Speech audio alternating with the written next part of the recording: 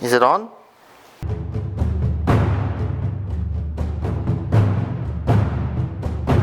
Welcome to Just Kart Builds. I'm Aaron, I'm Head, and you've caught us in the middle of this build here, which is our cross-kart inspired stationary engine Honda clone powered kart. It's unfortunately we've got a bit of a smashed hub, so while we wait for some bearings to arrive by post, we thought we'd get stuck into building another kart with all the spare parts left over from this build, which includes everything from ATV axles to chains and sprockets to wheels and tyres. We've got also a really cool little engine. We have no idea the condition of it at all, so we're going to pull that apart as well. I will show you this hub and we'll get into it. So this is what fell out of the hub. This is it here. As you can see, it's bearing front, bearing back, and there's a crush tube that runs in the middle. Look at that crush tube, look at the gouging in that. So this has been smashed actually for a while, and we didn't know. So when we found out that the wheel was wobbling, it's yeah, literally the races have just fallen out. It's all just gone to pieces. So that's the reason we're waiting. All right, so this is our box of goodies. In here, we have exhausts. We've got a cool little battery. I have no idea whether it's going to be appropriate. We've got some spare chain hanging around as well. Another little sort of 50cc exhaust. What else do we have in here? We've got everything from air filters to foot pegs. We've got some really cool plastics we can use. We've got some, we've got the ATV axle floating around in here. So this is pretty full of stuff. So we really think we can build a kart out of this. Second was, we got a whole bunch of these tyres for free. Now some of these are absolutely shagged. Like this one's down to the threads. That one's down to the threads. But we think we've got these lined up in the way they were taken off the kart. So I dare say these bottom three have probably got maybe 10 to 20% tread left. We've also got some tyres around there which are maybe 50% tread. We've got some leftover pocket bike tyres as well, and rims with brakes. And we've also got this. Now this is just an air-cooled XTM Zongshen style 250cc motor.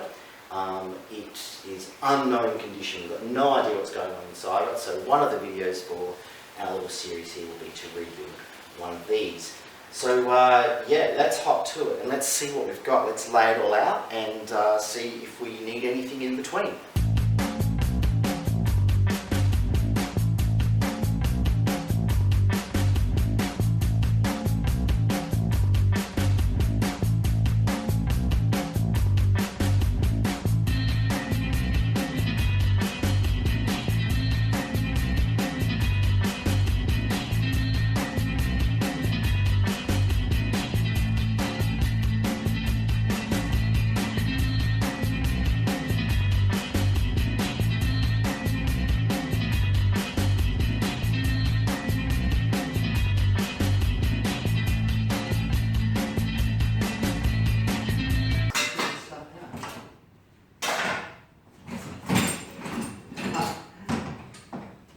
Oh yeah, I forgot about that. Yeah. A few moments later. Yeah, cool.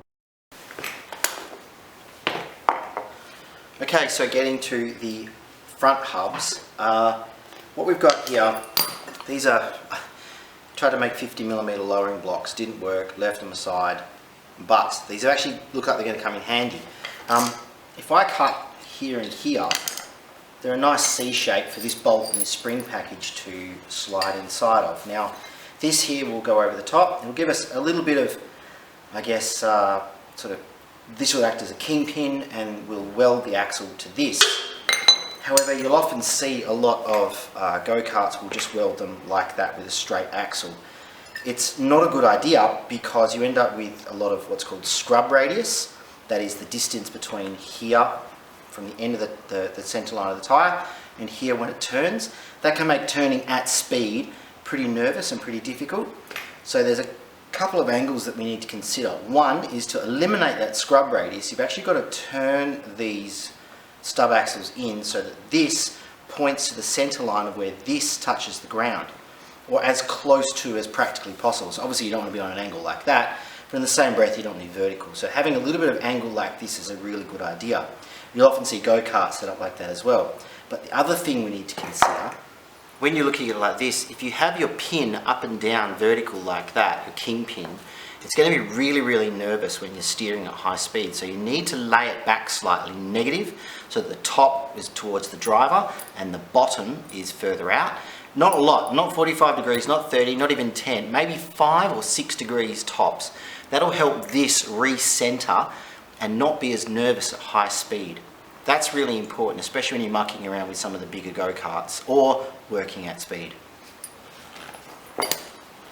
Alright, so we had to stop filming because it got to 39 degrees Celsius in the shade, which for those of you playing along in the States is about 105, 107 degrees in the shade. So we left it to the evening now, as you can see. But this is the rear axle setup that we had put together. So we have our small ATV sprocket. Now we do have, this is a 34 tooth, we do have a 44 tooth, but I have a feeling even that's going to be too short a gearing, but we'll see how we go. So we've also got our carrier. Now this has a very small crush tube in there. Really make sure that they're in there, and make sure that your brake caliper mount is on the brake disc. So these are really easy to go together. They just slot together very simply. We've got our brake disc. Again, the splines make life so easy. We've got our nut. He says, too soon. I'm just doing everything finger tight for the moment. Okay, now, ATVs come with these style of, this can be either in a 4 pattern or a 3 pattern. We've had the 3 bolt pattern, and as you can see from the wheels, it's not going to fit. Now, some people just cut these off and they grind these down and drill these out, but I have to say this is quite basic sort of steel. It's really not the best grade. I wouldn't be modifying these too much, so if you can, jump online and get these. Now we got these off eBay. These are pretty cheap, but make sure you count the splines, make sure they match, because there are different spline types for different axles, and of course that bolt pattern matches that one perfectly. So we will now put this back together, and we will we'll show you the rest of this and how it's coming together.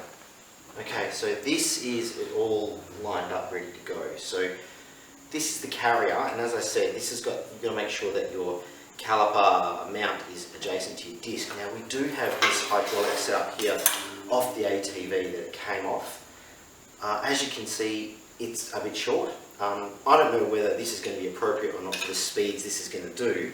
So we do have a backup here. This is a twin pot caliper from Hyosung 250. So, but the mounts are different. So if we need this amount of stopping power, we will have to modify it. But I think for the moment we're just going to work with what we have to get it up and running. And I'll probably use this longer brake line to get up to the front a bit more, but we'll start with this. Now, we have to weld this to this. Now this is a 150 by 50 by 2.0, so in other words it's a 6x2 RHS. It's like a heavy patio tube. We will have to section this down a little bit, find a way to mount it in here, somehow weld it in, and we'll probably have to reinforce this somehow to stop it ballooning, to stop it bubbling, and also to stop wanting to flex this way. This is obviously designed to be this way, not this way.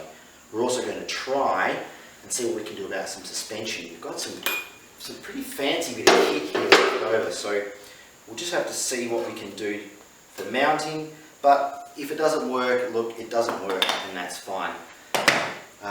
The exhaust is probably the biggest killer. See how narrow this is going to be.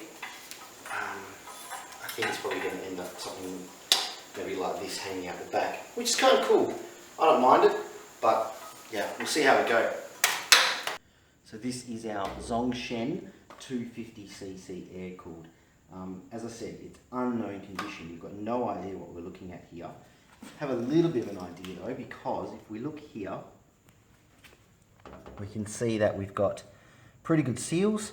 Only a little bit of oil splatter from the chain, The sprocket's good. There's no play in that at all. This is just finger tight, but absolutely no play there at all. And it's also got, still holding a full sump of oil, which is happy days. The clutch also feels really good. It doesn't feel like there's any problems with this at all. But when we look inside here, it's not the best.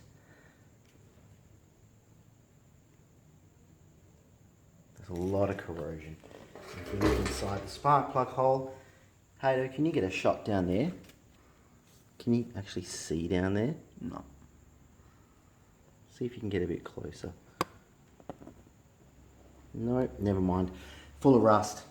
And of course the exhaust isn't much better either. Let's have a look at that. Beauty, not.